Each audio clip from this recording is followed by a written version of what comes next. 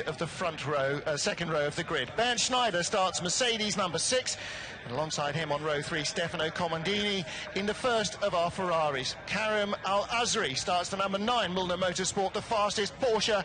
Mike Parisi in the Heike Motorsport number 7 car, and behind them Louis Machiels and Jacques Villeneuve completing row 5 of the grid. Of your screen, watch the lights, watch the response. It's a long hold and away they go. Great start from both BMW drivers and from the Ferrari. Second, fourth, go to first and third. No, they don't. Machiavici gets the McLaren in front, but BMW's second and third. Rob Bell in fourth place on the grid. The Ferrari up to fifth, ahead of a very quick starting Porsche, and that was the number 9 car of Karim Al-Azri. He made a great getaway. And you mentioned also how Comandini was looking for a way round, really on his toes at the start of the race. Well, he is under investigation for a false start, so Comandini is under investigation possibly for a jump start. And carry the momentum onto the back straight, but it didn't work for Afanasiev. Is he pulling out of the way now? He is. Now that's very savvy driver from the young Russian. Much better not to keep yourself in that pressure cooker of emotion. And let's think now what's going to happen in Afanasiev's mind. Right, he's quicker than Afanasiev, all closing up. You've also got back markers, because we had a replay of the 66 Porsche running across the escape road, Christian Bracke, and he has just been lapped there by Rob Bell. The leading quartet has gone past that car. There's also been a change of driver, because Christian Bracke was yesterday sharing with Timo Rumpkeil, and today by Beitske Visser, in terms of when the car is released, as there is a replay of Parisi's very brave move up the inside. But to be fair, Al-Azri gave him racing room. He didn't really make a big issue out of that, and this is in part at the end of the GT1 World Championship season, when the concrete wall went back a fair old way, and Jelmer, who was certainly concussed, lucky to get away, as Kekler runs wide, and he has to come right back across the road and defend from Jelmer Berman. It was a mistake by Kekler.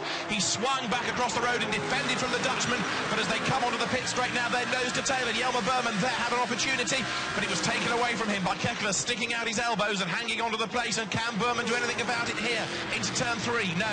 Turn 4 is not a passing opportunity, nor is 5, but if he gets a good run onto this straight, he might be able to challenge under braking for turn 6. And look now, Machiavici is storming away. Kekler making that mistake at the end of the lap, oh so nearly lost the place to Berman.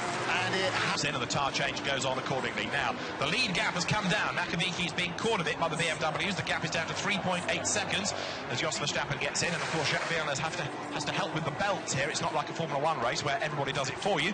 It's all about teamwork. Very quickly indeed. And is this an incident with the wall? No, it is the two Vitafor 1 Ferraris just doing the gentleman's excuse me and somehow working a way through on the inside. This was his in-lap. Well, yeah, Comandini moment. He was a little further down the order, but that is the car we're looking at. Fred Machiavici, 36 Ferrari rather.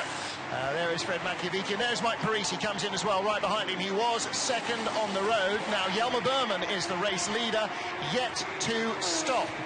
Yet to stop also is Christian Engelhardt in his Porsche. He's going right the way to the end of the pit window.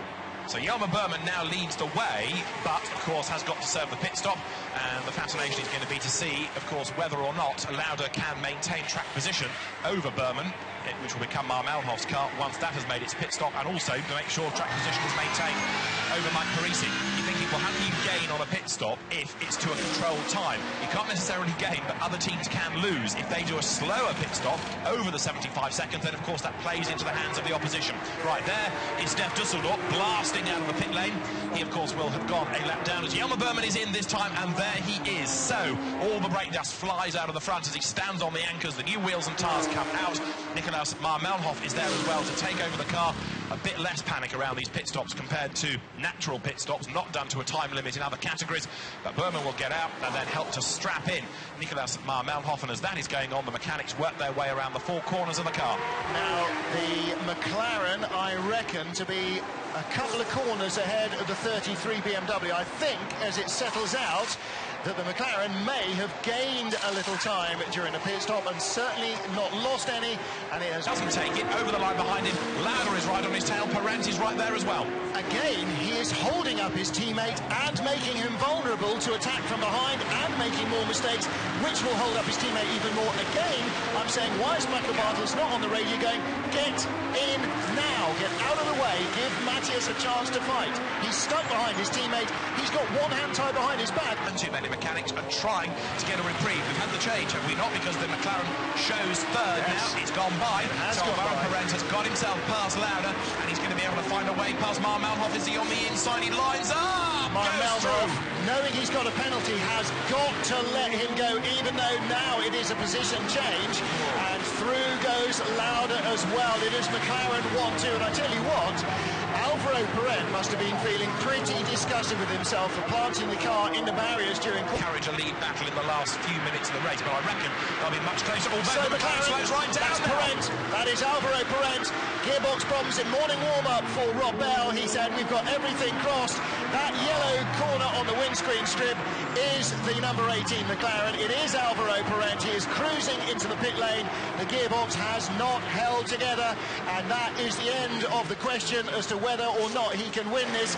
I think he had the pace to catch Dusseldorf. Two cars. There is the Porsche on the exit between turn 5 and turn 6. It is way offline, and a lot of race directors would leave it there for the duration. Dusseldorf made life easy for the officials there, didn't he, by braking to slot in behind the safety car. Now, how long is it going to take to move this car out of the way? It's not the moving that's the time-consuming bit, it's getting the snatch vehicle there in order to drag it clear and up the escape road. After that, we should be OK. Again, we've only got 8 minutes left. It is so far off the racing line, even the drift cars haven't left rubber marks there. I'm saying that we are going to in. The McLaren has raced away. There is a Porsche behind him on the road, which is the 88 car of Hakim Ara. Schneider getting on in his quest to get himself through the traffic. No, he hasn't got by the He's still got Greg Forshee ahead of him, so he needs to find a way through.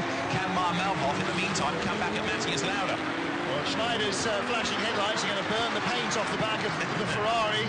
But the Ferrari will be getting a lap ahead of him. Franchi is ruining a battle for the podium here. And look at Edwards up the inside to try and get past Baku. Is he going to do it? Yes, Mercedes spins. Porsche makes contact. Nick Tandy is there behind them, but Sean Edwards has muscled away through. Well, maybe that was the only way to do it. Has he got damage? It's 2 minutes to go. Of course there's going to be some contact if push comes to shove. It will come to shove, and he goes through. Sean Edwards moves up. The stewards might not like that later, but at the moment he is in 5th position, and he moves by. Behind him in 2nd place will be Matthias Lauda, but who's going to get to the line? Hold the shot. Here comes the BMW. Here comes the BMW, and here comes the Mercedes. Schneider not close enough. One last lap would have been enough for a lunch. He takes 4th position in the Mercedes, ahead of Sean Edwards in 5th spot and Maximilian Buch in 6th position. Wow. Schneider was only 0.395 of a second away from the BMWs. We said he might need one more lap. Had he had it?